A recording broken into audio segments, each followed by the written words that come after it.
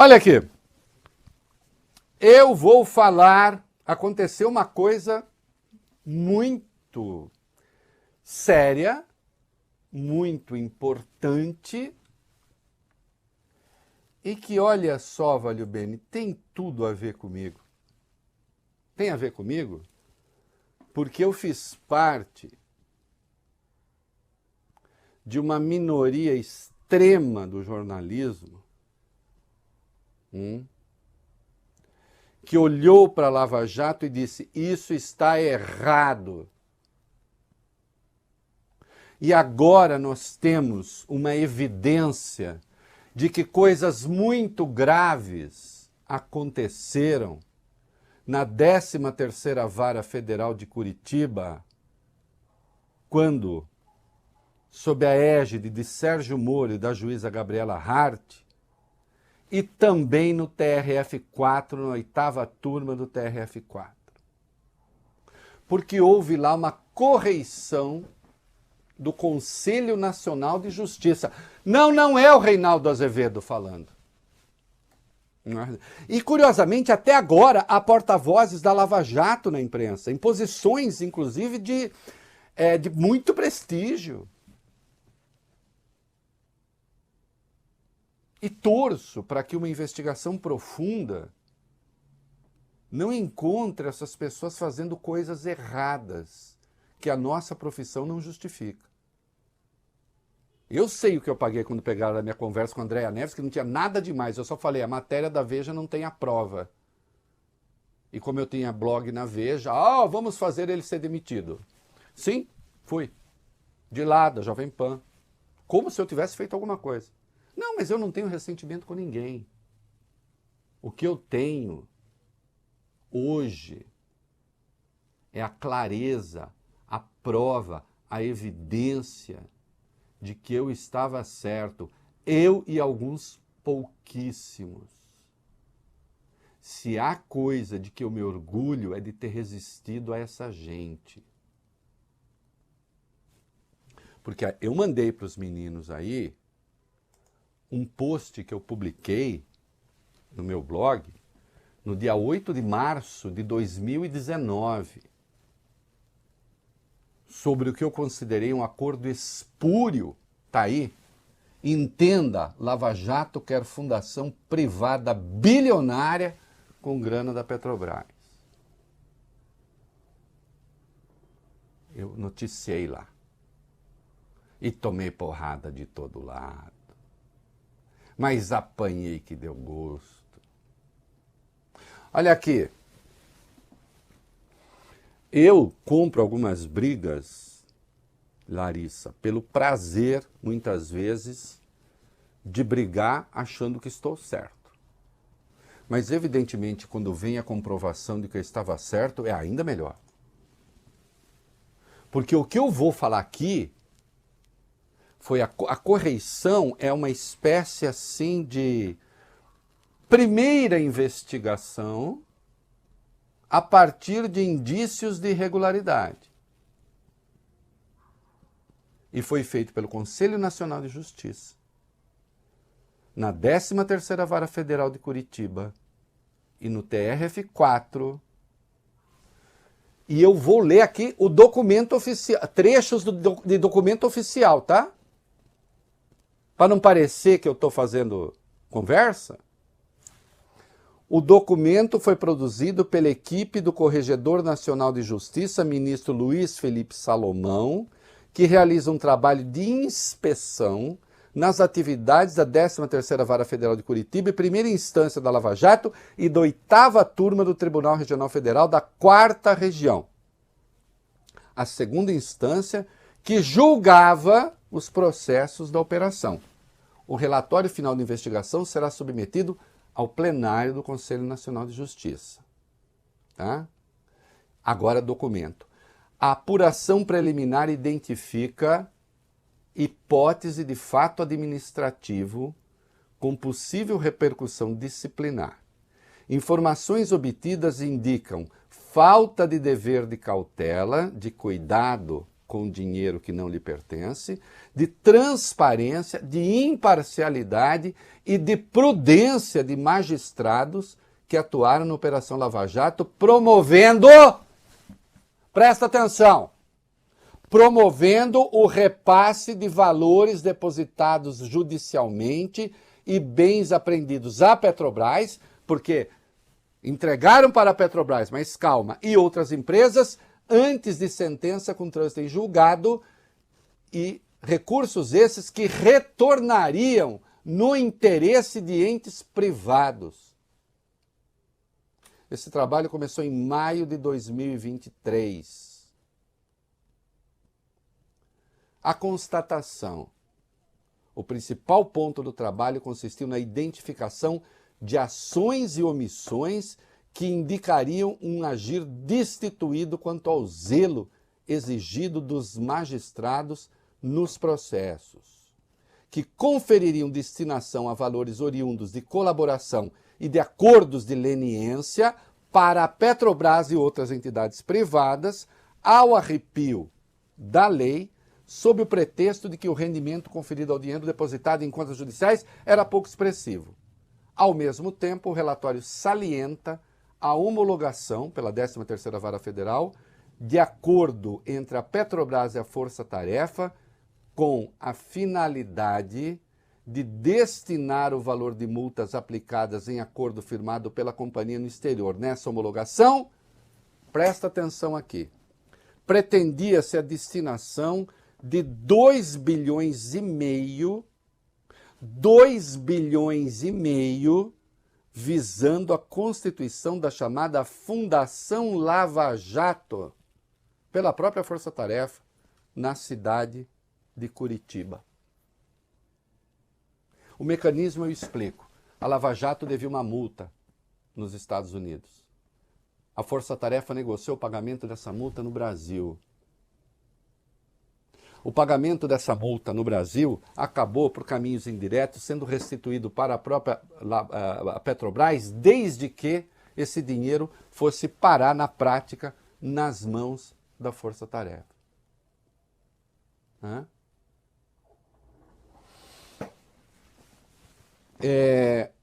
Indícios de irregularidade. Destaco alguns. Os acordos de colaboração de leniência e de assunção de compromissos eram, em regra, homologados pelo juízo, pelo Sérgio Moro e depois pela Gabriela Hart, sem a apresentação das circunstâncias da celebração e sem as bases documentais das discussões ocorridas entre as partes. Fazia-se um acordo informal. Nós estamos falando de 2 bilhões e meio. Houve esforço e interlocução da Força-Tarefa da Lava Jato junto às autoridades norte-americanas para a destinação de valores oriundos do acordo do Departamento de Justiça dos Estados Unidos com a Petrobras, a fim de que pudessem ser destinados, isso aqui entre aspas, aos interesses da Força-Tarefa para a própria Lava Jato. Assim, a Lava Jato submeteu, sabe a quem, esses acordos? A Transparência Internacional, que virou parceira da Lava Jato. Inclusive, uma vez a Transparência Internacional, apontei isso, me esculhambou, ameaçou me processar. Processa agora o Conselho Nacional de Justiça, valentes. Não me processaram, mas ameaçaram. Ô Larissa, ô Valibene, presta atenção aqui. Os autos da representação criminal, tem os números aqui, do acordo de assunção de compromisso, indicam... Tá preparado aí, meu filho? Tá preparado aí para saber que o tio Rei estava certo? O repasse de 2 bilhões, 132 milhões, 709.160,96 centavos, feitos pelo juízo à Petrobras, então dinheiro, tá, toma Petrobras. E o retorno de 2 bilhões, 567 milhões, 756.592 reais e 9 centavos no interesse da Força Tarefa.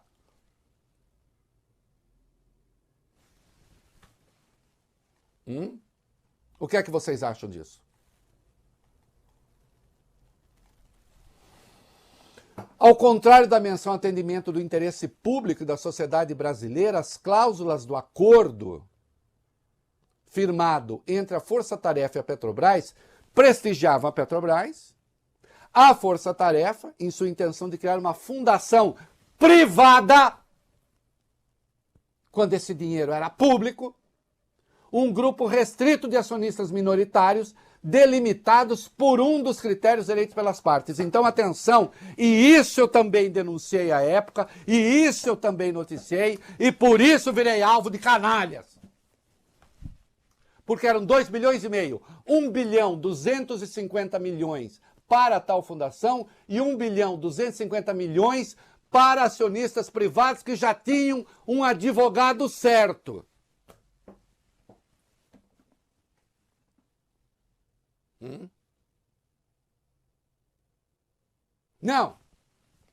Não estou inventando nada. Sabe como eu peguei isso? Sabe como eu noticiei isso? Porque eu fui ler documento. Eu não fiquei ao telefone, quiçá de maneira mais próxima, ouvindo juiz e procurador que ficava buzinando na minha orelha para escrever livrinhos mequetrefes. Um escândalo estava se armando ali, de apropriação de recursos públicos, de quem depois foi se candidatar a senador, a deputado, fez campanha para Bolsonaro.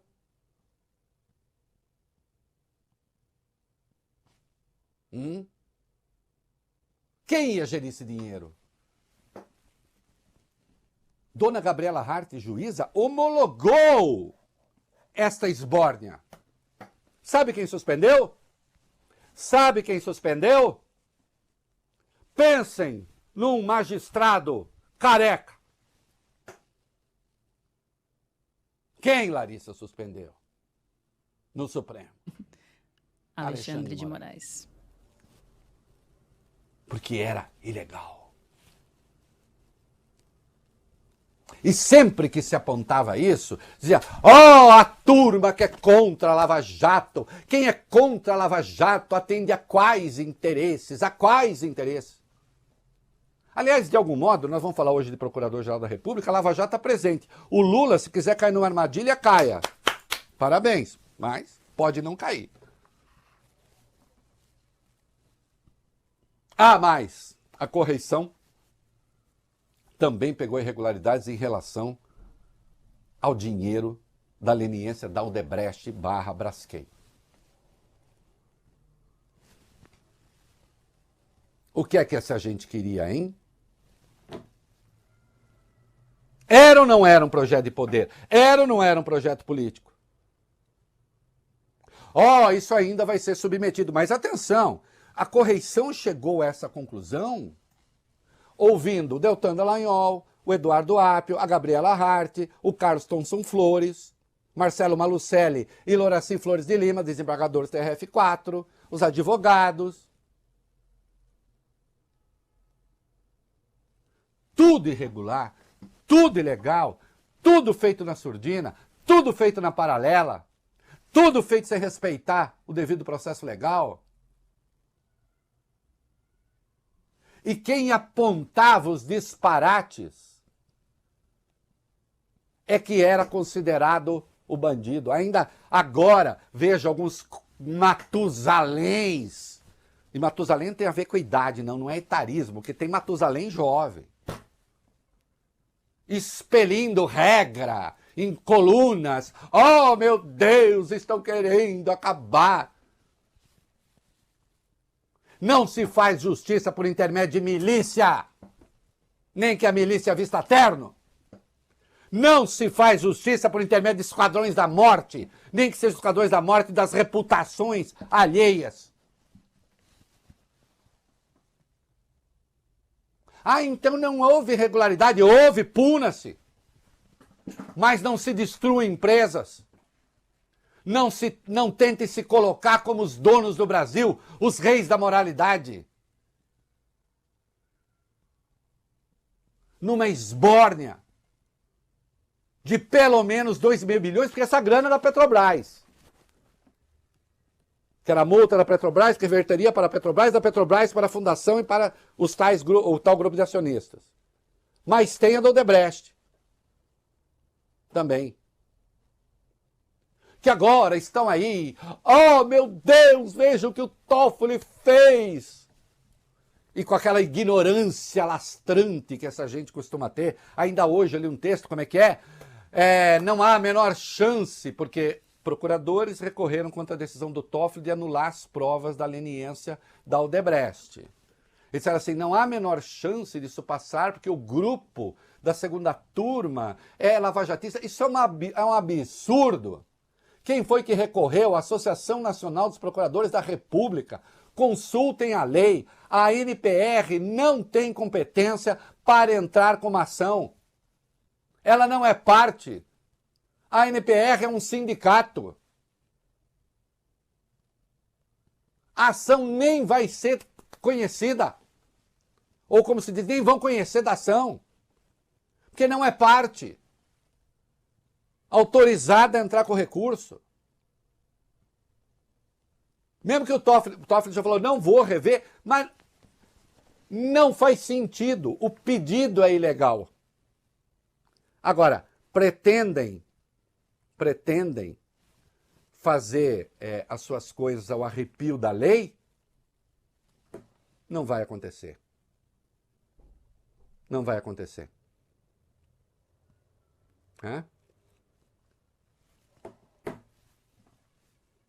Sim, nós, os críticos da operação, como um todo, estávamos certos. E nesse particular,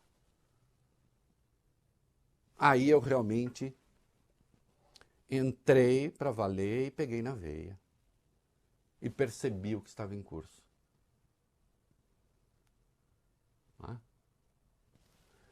O que eu espero? Eu espero que as pessoas respondam pelas suas escolhas.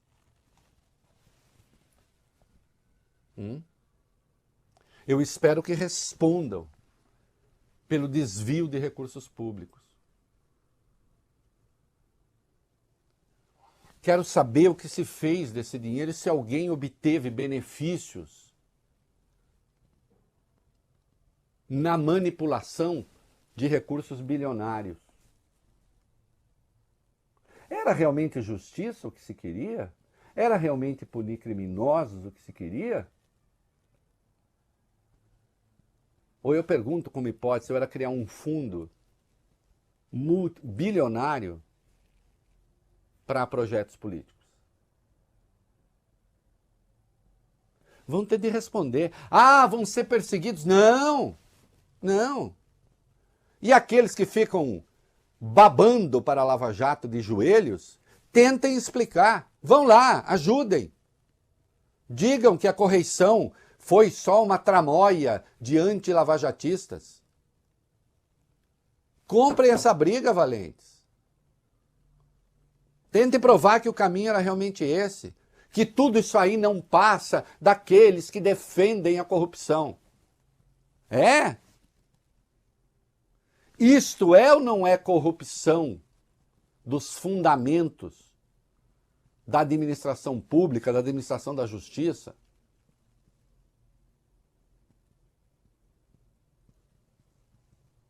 E aí, vai ser o quê? Uma vergonha que se revela. Cada vez mais eu tenho orgulho de ter olhado para esse troço e dizer, não me serve. Porque vocês não estão querendo melhorar o Estado brasileiro, vocês estão querendo criar um Estado paralelo, com essa carinha de donos da justiça, de donos da verdade, de donos da moralidade. Porque era projeto político, é projeto político, revelou-se como tal. Não por acaso, o principal juiz da Lava Jato era pré-candidato à presidência da República e depois foi disputar o Senado. O coordenador da Força Tarefa foi disputar a Câmara por um partido de direita e faz proselitismo de direita ainda agora. Pode fazer proselitismo de direita o quanto quiser. Mas eu estou pensando naquele paladino da moralidade lá de trás. Ou nos dois. Vão ter de responder, vão ter de se explicar. Não é? E como que é Sérgio Moro? À época ele não tinha foro especial. Vai ter de se explicar. Por que fizeram isso? Por que fizeram comprovadamente no documento, está ali, ao arrepio da lei, e que tenham todo o direito de defesa, que tentem se justificar, dizer, não, o que nos autoriza a fazer isso é isso aqui.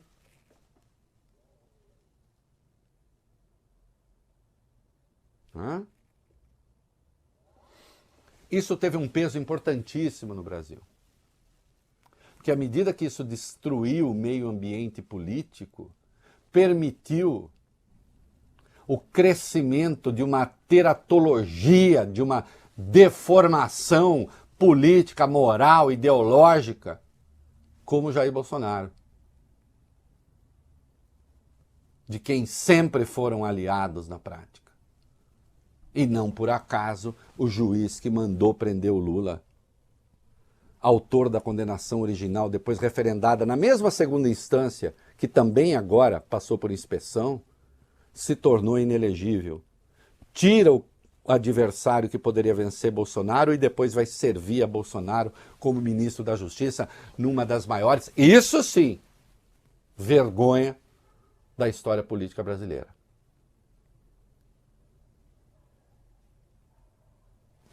Eu espero, eu estou ansioso, mesmo, não estou fazendo ironia, estou ansioso para ler as colunas dos lavajatistas. Tenta explicar se isso foi bonito. E não vale perguntar, então a corrupção não existiu? Existiu. E havia lei para combatê-la, e havia método para combatê-la, e havia caminhos para combatê-la. Né? Não, certamente, a constituição de um Estado paralelo.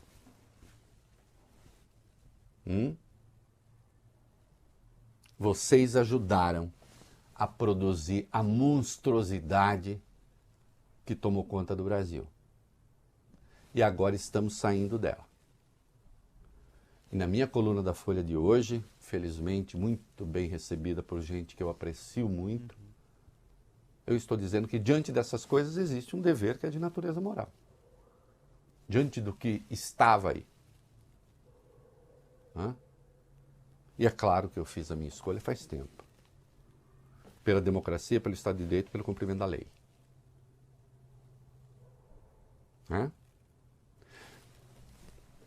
E é claro que, a depender do que se descubra, o que se chegue, isso tem de ir para a esfera penal. Indo para a esfera penal, é preciso investigar todos aqueles que ajudaram a produzir esse resultado.